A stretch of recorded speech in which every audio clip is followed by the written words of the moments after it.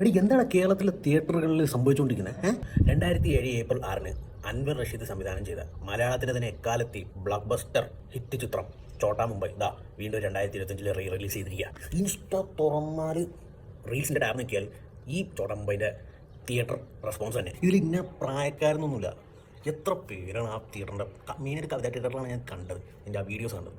എനിക്ക് തോന്നുന്നത് ആ വർഷം ഇറങ്ങിയ സിനിമ 2007 ഇറങ്ങിയ സിനിമ അന്ന് കണ്ടവർ വീണ്ടും റീ റിലീസ് ചെയ്തപ്പോൾ അന്ന് കണ്ടവരുണ്ടെന്ന് എനിക്ക് തോന്നുന്നത്.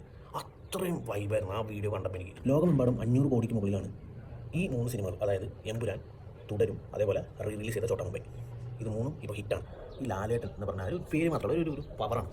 അതുപോലെ ഫാൻസുകാർക്ക് കൊടുക്കുന്ന ഒരു എന്താ പറയുക വാക്ക്, ഒരു പവർ, അതാണ് ലാലേട്ടൻ. എന്തായാലും 4K കാണാത്തവർ പോയി കാണുക, തിയേറ്ററിൽ പോയി അതിൻ്റെ ഇത് എക്സ്പീരിയൻസ് ചെയ്യുക.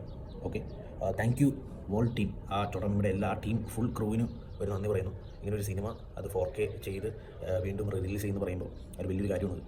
അതും 18 വർഷം കഴിഞ്ഞ് ഈ സിനിമ ഇറങ്ങുമ്പോൾ ഇപ്പോഴും ജനങ്ങളുടെ മനസ്സിലിപ്പോൾ ഈ സിനിമ ഇത്രയും എന്താ പറയുക ത്രില്ലടിച്ച് നിൽക്കുന്നു, വൈബടിച്ച് നിൽക്കുന്നു എന്ന് പറയുമ്പോൾ അത് നിസ്സാര കാര്യങ്ങൾ. ഇതിലെ പാട്ടുകളാണ് ഹൈലൈറ്റ്. ഇതിലെ പാട്ടുകൾ അത് നമ്മൾ എപ്പോഴും എല്ലാ ന്യൂ ഇയറിനും ചോട്ടാ മുംബൈയിൽ ഒരു പാട്ട് നിർബന്ധമാണ്.